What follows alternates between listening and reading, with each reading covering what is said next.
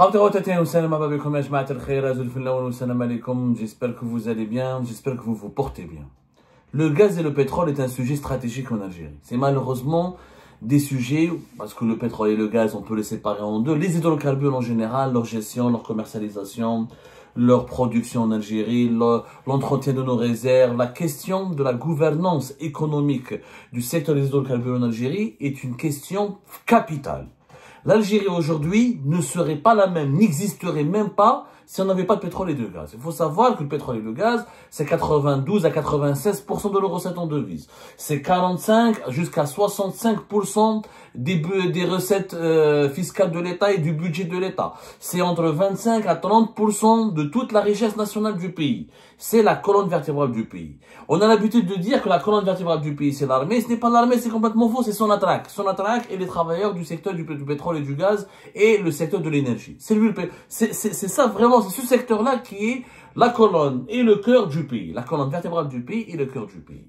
Malheureusement, hier le 17 juin 2025, les autorités algériennes ont fait preuve d'une légèreté, d'un esprit d'inconscience et d'un manque clair de rigueur dans la gestion de ces richesses nationales qui sont les puits de pétrole, les gisements de pétrole et de gaz. On en a parlé tout à l'heure sur cet appel d'offres international qui a été lancé par l'Algérie, qui s'appelle Algeria Build Round 2024. Et les autorités algériennes hier ont encore une fois le gouvernement algérien, à sa tête le ministère de l'énergie avec Mohamed Al-Kab et ses collaborateurs, ont voulu encore une fois manipuler et tromper les Algériens et les Algériens en assurant que hier l'annonce des résultats préliminaires des sociétés internationales qui ont été sélectionnées et concédées et déclarées gagnantes de cet appel d'offres international, un appel à la concurrence internationale pour l'exploration et l'exploitation de 6 nouveaux blocs de pétrole et de gaz en Algérie, comme quoi ce processus a été un succès phénoménal ou un succès important. Il n'y a eu aucun succès. C'était un échec total. On ne peut pas parler de succès quand on n'a que 7 investisseurs étrangers qui ont candidaté pour 6 blocs de pétrole et de gaz, pour 6 blocs d'hydrocarbures. 7 alors qu'auparavant, 37 entreprises se sont manifestées, ont retiré les cahiers de charges ou ont participé à des réunions où ont consulté les données techniques, ont récupéré les documents, ont consulté les données techniques de ces 6 blocs. 7 uniquement investisseurs qui ont déposé une offre d'investissement pour l'exploration de ces 6 nouveaux blocs d'hydrocarbures qui sont essentiellement des blocs de gaz. Alors, on va faire une émission de pédagogie pour vous expliquer comment un important gisement de gaz, un important projet du gisement de gaz a été accordé à 2 sociétés européennes qui sont des petites sociétés inconnues et qui n'ont aucun lien, ni de près, ni de loin, avec l'exploration des gisements de gaz et de pétrole. Ce sont des sociétés de commercialisation de produits pétroliers et gaziers ou de fabrication d'équipements. Mais elles ne sont pas spécialisées dans la production, dans la commercialisation, dans la production, dans l'exploration ou l'exploitation des blocs ou des gisements ou des champs ou des puits de pétrole et de gaz. D'abord, un peu de pédagogie. Pourquoi l'Algérie a lancé cet appel d'offres? Elle a lancé cet appel d'offres parce qu'elle a besoin d'augmenter sa production de gaz et de pétrole. Il faut savoir que la production de gaz et de pétrole, pour qu'on puisse bien gagner de l'argent dans ce domaine, il faut tout le temps produire beaucoup de pétrole et de gaz pour pouvoir beaucoup exporter de pétrole et de gaz et profiter des recettes en devises que ces richesses extrêmement demandées, ces sources d'énergie incontournables, le pétrole et le gaz, dans le monde entier pour le développement technologique et industriel du monde entier, et en dépit de l'avancement des énergies renouvelables, le pétrole et le gaz restent, avec le charbon, mais surtout le pétrole et le gaz, les 2 sources d'énergie incontournables pour le fonctionnement du monde et de la planète. Il faut produire beaucoup. Pour produire beaucoup, il faut investir.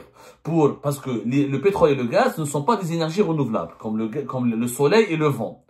Ce sont des énergies périssables, épuisables. Les gisements de gaz et de pétrole, ils ont une durée de vie. Ça peut être 10 ans, ça peut être 20 ans, ça peut être 50 ans, ça peut être 60 ans, mais ça dépasse rarement les 2 siècles. Il n'y a pas des gisements de gaz qui restent 200 ans. Et la production, elle faiblit au cours de la vie d'un gisement. Il perd de sa capacité de donner, de fournir du pétrole et du gaz à chaque fois qu'il s'approche de sa fin. Un gisement, c'est comme un être humain. il a une mort, il a une date de péremption. Il est appelé à disparaître, à s'épuiser. Donc, il faut découvrir de nouvelles réserves pour mettre en production de nouveaux gisements. Quelques idées, il faut connaître maintenant, parce que les Algériens et les Algériennes n'ont pas d'idées sur la production du pétrole et du gaz dans leur pays. En Algérie, nous avons l'équivalent de 4300 millions de tonnes équivalent pétrole. On parle d'équivalent pétrole, MTEP. 4300 millions de tonnes équivalent pétrole. Là, ça, c'est les réserves. Notre production, elle a une moyenne de par année de 200 millions de tonnes équivalent pétrole. Sauf que l'Algérie, elle est essentiellement un pays gazier. Nous ne sommes pas un pays, on est de moins en moins un pays pétrolier, on est essentiellement un pays gazier. Dans les 4300 millions de tonnes équivalent pétrole, c'est l'équivalent à peu près de 12 milliards de barils de pétrole en termes de volume, 12 milliards. Les réserves tawanas, c'est à peu près 12 milliards de barils de pétrole. Sauf que 55% de nos réserves en hydrocarbures, c'est du gaz naturel. 55% c'est du gaz naturel. Donc on est plus un pays gazier qu'un pays pétrolier. Et dans notre production des hydrocarbures, 66 à 68% de notre production maintenant, c'est du gaz. Donc l'Algérie a besoin, pour renforcer ses exportations de gaz et de production de gaz, d'investir continuellement. Parce que le gaz, il est plus difficile que le pétrole. Le gaz, il nécessite des gazoducs, on peut le transformer en GNL. Le gaz n'est pas un liquide où tu te transformes en liquide, où tu fais du traitement, où tu essaies de le vendre par gazoduc. Les gazoducs, comme le GNL, ça coûte cher. Et les investissements dans le gaz sont plus chers que les investissements dans le pétrole, parce que le pétrole, on peut le vendre avec du baril, à travers dans des barils.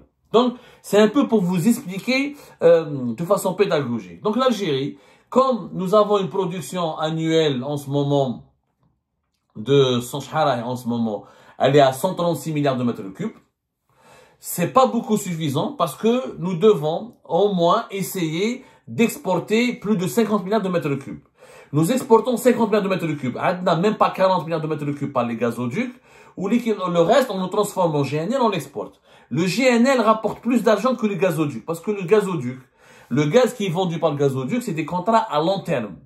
Comme il faut beaucoup d'argent, il faut construire des gazoducs, il faut construire des usines de traitement de gaz. C'est une industrie lourde et des coûts élevés. Le prix du gaz et les contrats d'achat de gaz de gaz naturel via les gazoducs, c'est des contrats de 10 ans, de 8 ans, 7 ans, 10 ans, 15 ans, 20 ans, 25 ans. Et les prix du gaz, on les appelle des prix à long terme. Parce que le prix est déterminé à l'avance pendant un certain nombre d'années. Il y a des clauses dans les contrats qui permettent de revoir les prix à la hausse ou à la baisse. C'est le marché international du gaz qu'on ait des bouleversements. Par contre, le GNL, c'est du spot, c'est de la bourse, c'est à la demande et l'offre. Donc, si tu vends au jour, comme tu vends au jour, les prix sont toujours plus élevés que les prix de contrats à long terme. Et pour cela, il faut produire du gaz. Il faut avoir des gisements de gaz, il faut les produire. Là, le GNL, c'est 13 millions de tonnes, c'est pas beaucoup. Le Qatar, l'Australie, les États-Unis, le Nigeria, la Malaisie sont en train de nous dépasser alors qu'on était pays leader du GNL. Et à chaque fois, on vous promet une émission sur l'histoire du GNL. L'Algérie a été le premier pays au monde qui a produit du GNL. Dans les années 60. On en parlera plus tard, on n'a pas le temps d'expliquer tout cela. Donc l'Algérie produit du gaz liquéfié, et on appelle ça les condensats, et du GPL, qui est le pétrole liquéfié, du gaz du pétrole liquéfié. Donc, pour améliorer notre production nationale et nos exportations, qu'est-ce qu'on doit faire? On doit, comment on appelle ça? On doit ramener des investisseurs étrangers qui doivent s'associer avec Sonatrach pour pouvoir produire ou lancer la production ou mettre en production ou mettre en service de nouveaux gisements. Il faut des nouvelles réserves. Et Sonatrach tout seul ne peut pas. Chaque année, il faut investir entre 20 et 30 milliards de dollars pour renforcer la production nationale et les exportations du pays. La Sonatrach ne peut investir que 7 à 10. Le reste, elle ne peut pas parce qu'elle n'a pas tous les moyens financiers. Aucun pays au monde, qu'il soit pétrolier ou gazier, n'utilise ses propres moyens financiers pour financer tous les investissements nécessaires pour l'exploration et l'exploitation de nouveaux gisements de gaz et de pétrole. Il faut des investissements étrangers. Et il y a des grandes compagnies à travers le monde qui sont des producteurs de gaz et de pétrole et qui investissent pour à chaque fois faire de nouvelles découvertes. Et les grandes compagnies dans le monde, BP, Total, Eni, ExxonMobil, Chevron, Sinopec, Shell, ça des grandes compagnies à travers le monde, à chaque fois, plus elles découvrent du pétrole et du gaz, plus leur valeur augmente et elles prennent de l'importance et leur production, elle s'améliore. Donc, dans l'appel d'offres qui a été lancé par l'Algérie en octobre 2024, qui s'appelle Algeria Bid Round, l'objectif de l'Algérie était de lancer 24 projets.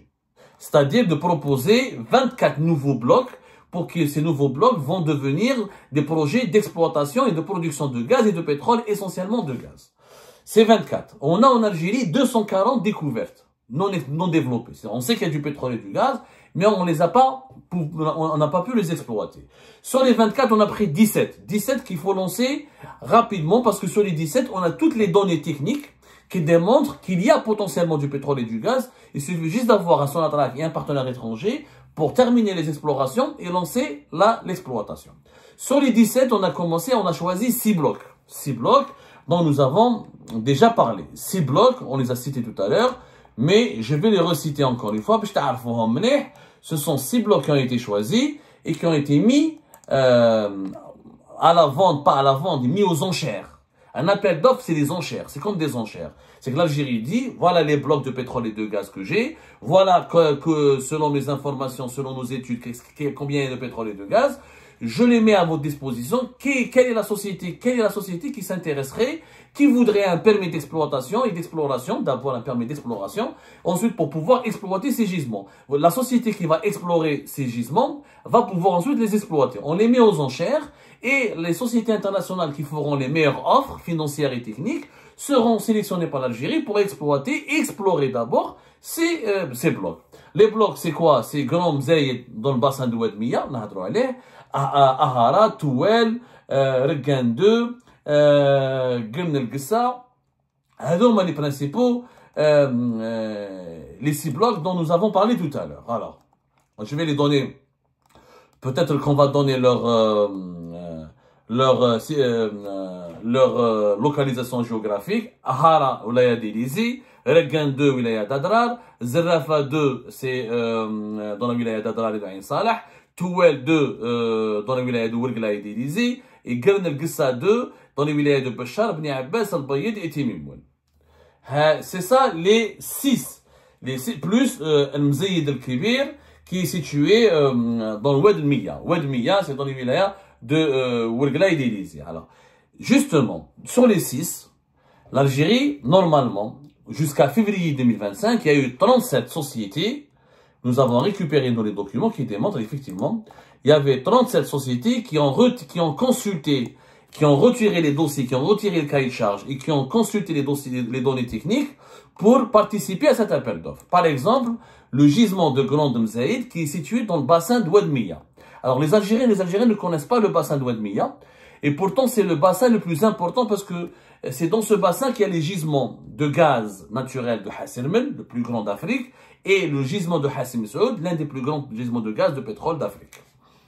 L'Algérie, la carte du pétrole et du gaz en Algérie, elle est divisée en bassins. Pourquoi on parle de bassins? On parle de bassins, le bassin de Berkine, par exemple, dans le bassin d'Elizi, le bassin de Mouidir, ça c'est des bassins, le bassin de Gourera. La géologie, la carte de l'Algérie, la carte énergétique de l'Algérie, elle est divisée en bassins. On parle de wilayas, on parle de bassins. Et les wilayas, les bassins sont situés sur 2 ou 3 wilayas. Ilizi, Ouergla, Tamanras, Adrar, Adrar, Tindouf, le bassin de Tindouf. Et dans chaque bassin, où il y a du pétrole, où il y a du gaz, où il y a les deux, où il y a du gaz de schiste. Le bassin le plus connu en Algérie, là qui a abrité jusque-là, depuis les années 60 jusqu'à aujourd'hui, qui a abrité les réserves et les champs de gaz et de pétrole les plus importants, c'est le bassin d'Oued Mia, Hassim Saoud et Hassermen. Donc, Al-Ghawat, Gherdaya, jusqu'à Ouergla, une partie d'Elizi. Hada le gisement, par exemple. Le gisement, le bloc de Grand Mzayed, il est situé dans le bassin d'Oued Mia. Donc, il est dans la même région que Hassim Saoud ou Hassermen. Et pourtant, au départ, 24 sociétés. Au départ, 24 sociétés internationales ont retiré le cahier de charge, ont manifesté leur intérêt pour ce gisement, pour ce bloc. On parle de bloc parce que les gisements peuvent être divisés en plusieurs blocs, comme un seul gisement peut être dans le même bloc. C'est selon les situations, c'est selon chaque marché, ses propres caractéristiques. Généralement, les gisements qui sont inexplorés, inexploités, on les regroupe tous dans un seul bloc. Sur les 24 sociétés internationales qui ont consulté les données techniques de ce Gorom Zayed, aucune société n'a déposé une offre et donc l'Algérie n'a pas pu attribuer ce bloc à aucune société parce qu'aucune société n'a voulu investir sur ce bloc. Les autres blocs, par exemple, celui qui nous intéresse aujourd'hui, qui vraiment nous intrigue, c'est le bloc Touel, qui est situé dans le bassin Touel 2. Touel 2, c'est quoi, Jma'a? Touel 2, c'est un gisement de gaz naturel qui est situé dans le bassin d'Hélisie, pas loin de la frontière avec la Libye. Là-bas, il y a déjà un projet, Touel 1, un projet gazier important. Donc, il y a du gaz naturel, c'est un projet important, Sonatrach, elle est dedans. Dans Touel 1, il y a déjà Sonatrach, Total et Eni. Il reste, l'Algérie veut développer Touel 2. Donc elle a lancé un appel d'offres pour Touel 2, il y a un puits d'exploration et 5 puits de 10, il y a des 2 lignes, enfin c'est des travaux techniques, on va pas rentrer dans le domaine technique. Il est demandé aux sociétés internationales qui veulent prendre le permis d'exploration de ce Touel 2, de lancer des travaux, de faire des puits d'exploration pour pouvoir ensuite lancer la production et identifier des projets et identifier des objectifs techniques pour lancer la production. Donc, l'Algérie, elle a des grandes ambitions pour Touel 2 parce qu'elle veut le raccorder au réseau, elle veut créer des gazoducs pour le raccorder au gazoduc Medgaz et Transmed qui partent vers l'Italie et l'Espagne et ainsi améliorer ses exportations de gaz. Et Touel 2, l'Algérie envisage de bien l'explorer, pour bien l'exploiter, afin de remédier au déclin de Ras El Mel. Ras El Mel est en train de décliner. Le grand gisement de gaz naturel le plus grand, c'est Ras El Mel, le deuxième c'est Rodenous, mais Ras El Mel est en train de décliner. Et d'ici 2030, peut-être il produira plus assez de gaz, parce que le gisement, encore une fois, a une durée de vie. Donc c'est un projet important, Touel 2. Il devra donc essayer de limiter les effets du déclin de Ras El Mel, produire du gaz naturel pour vendre à l'Italie et à l'Espagne, les deux plus importants clients de l'Algérie, et compléter les investissements qui ont été faits dans Touel 1, avec Sonatrach et ses partenaires. L'Algérie a lancé, il y a eu pour Touel 2, 14 sociétés internationales qui ont manifesté leur intérêt, qui ont consulté les données au départ, jusqu'à février 2025. Mais hier, le 17 juin, il n'y a qu'une offre qui a été reçue par l'Algérie. Et cette offre, elle est d'une société suisse et autrichienne, inconnue, Zangaz Filada. Zangaz c'est autrichien, Filada c'est suisse. Et l'Algérie a décidé, comme il n'y a eu qu'une seule société internationale, un seul investisseur qui a manifesté son intérêt, qui a demandé à l'Algérie, qui a demandé à l'Algérie les autorisations et les permis pour explorer ce gisement Touel 2, l'Algérie a accepté sur la base d'une seule offre. Donc il n'y a pas eu de concurrence. Généralement, les appels d'offres internationaux, quand il n'y a pas 2 ou 3 offres, au moins 2 offres, c'est déclaré infructueux. Il n'y a pas eu de concurrence. Comment tu peux savoir que l'offre des Suisses et des Autrichiens, elle est la meilleure, alors qu'elle n'a pas été confrontée à la concurrence? L'Algérie n'a pas appliqué le principe de la concurrence. Il y a une seule offre, on leur donne. Tellement on est dans l'urgence, entre guillemets, tellement on est dans la merde et on a besoin des investissements étrangers pour améliorer rapidement la production du gaz et pour améliorer rapidement nos exportations de gaz, on a donné Touel 2 à ces deux sociétés autrichiennes et suisses. Mais le problème, c'est que ces deux sociétés n'ont absolument aucun lien, aucune expérience, aucune compétence dans l'exploitation et l'exploration du pétrole. Zangaz, c'est quoi Zangaz? Zangaz est une société qui est basée en Autriche. C'est une société autrichienne, effectivement, mais dont la spécialité est quoi? Et l'ingénierie pétrolière et gazière. Elle fabrique des installations pétrolières. Elle fabrique des équipements pour des installations pétrolières et gazières. Elle fabrique des installations pétrolières et gazières intermédiaires. Elle ne fait pas dans le forage. Elle ne gère pas les gisements. Elle n'explore pas les gisements. Et elle ne vend pas du pétrole et du gaz. Elle fabrique les équipements. Par exemple, elle est présente dans 24 pays, Zangaz.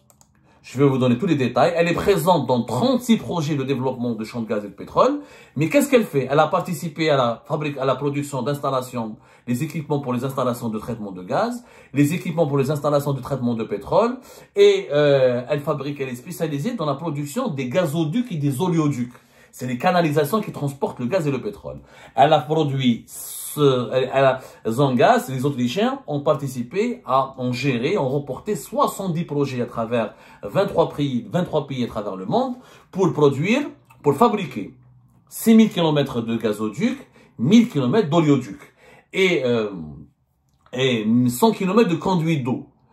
Donc, c'est des projets d'ingénierie. Elle fabrique les équipements pour les dépôts de stockage de pétrole et pour les pipelines, les stations de compression, les stations de pompage, les stations de collecte de gaz. C'est ça, c'est sa spécialité. Mais elle n'a jamais géré un projet d'exploitation ou comment on appelle ça, de production de gaz. Et elle vend. En Autriche, elle vend de l'électricité, elle vend du gaz naturel, mais à une petite échelle, pas plus.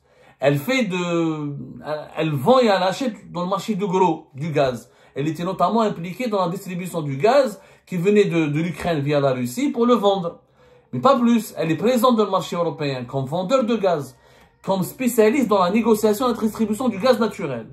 Mais encore une fois, elle n'a jamais géré un gisement. Elle n'est pas spécialisée dans l'exploration et l'exploitation des gisements.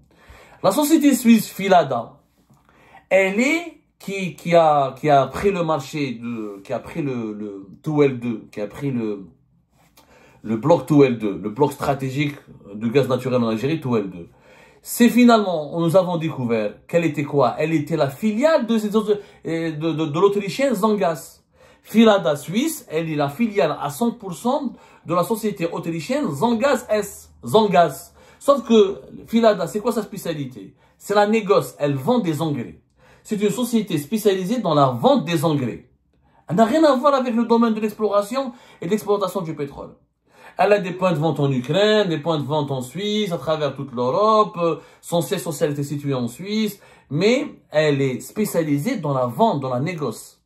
Donc, les autorités algériennes ont accordé le permis d'exploitation, ou d'exploration plutôt, d'un bloc gazier important 2L2 à deux petites sociétés suisses et autrichiennes qui sont pas très connues et qui ne sont pas spécialisées dans le pétrole, dans l'exploration et dans la gestion des gisements. Ils sont spécialisés dans la négoce des engrais, de la vente des produits ou dans la production de certains équipements. C'est étrange. C'est dangereux. 2L2, pour son exploration et son développement, ils lui font une grande compagnie. Genre Eni, Total, genre BP, Shell, genre ExxonMobil, Chevron, une compagnie internationale qui sait ce que c'est que gérer des gisements, investir sur des gisements et les exploiter. Pas des sociétés de vente des engrais et des sociétés qui produisent des gaz, qui fabriquent des gazoducs. Ça n'a rien à voir. C'est comme si demain, on va demander, dans l'industrie du médical, à un fabricant de Doliprane d'aller soigner un camp, de gérer un hôpital de cancéreux. Ça n'a rien à voir. C'est deux chaînes de production et deux secteurs. C'est le même secteur. C'est l'industrie de la santé et du médicament. Mais ce n'est pas les mêmes spécialités. C'est pas du tout. La société qui fabrique les scanners pour les cancéreux n'est pas celle qui fabrique le Doliprane. Ça n'a rien à voir. C'est pas les mêmes compétences. C'est pas le même niveau d'intervention. C'est exactement cela. Avec ce qui se passe avec 2L2. On donne un gisement de gaz à une société qui vend des engrais et qui produit des gazoducs ou qui produit des oléoducs, qui n'a pas d'expérience dans le forage, dans l'exploration, dans l'exploitation des hydrocarbures. C'est dangereux. Alors que c'est un projet important pour le gaz en Algérie. Et khoya, malgré tout, infructueux, tu décides de relancer notre appel d'offres international, tu essaies de comprendre auprès des sociétés qui ont consulté les données pourquoi elles n'ont pas déposé d'offres, qu'est-ce qui cloche pas, comment on peut attirer de nouveaux investisseurs, mais tu le donnes à un vrai investisseur. Tu le donnes pas à deux sociétés complètement méconnues, qui sont vendeurs d'engrais, de gazole et qui vendent des petits équipements. L'exploration, encore une fois, et l'exploitation d'un gisement relève d'une expertise, d'un savoir-faire, et il faut des capacités financières importantes. ce bloc TOL2, qui est un bloc gazier important, un gisement important, on est en train de le brader et c'est dangereux pour la sécurité nationale et c'est dangereux pour les intérêts économiques suprêmes du pays.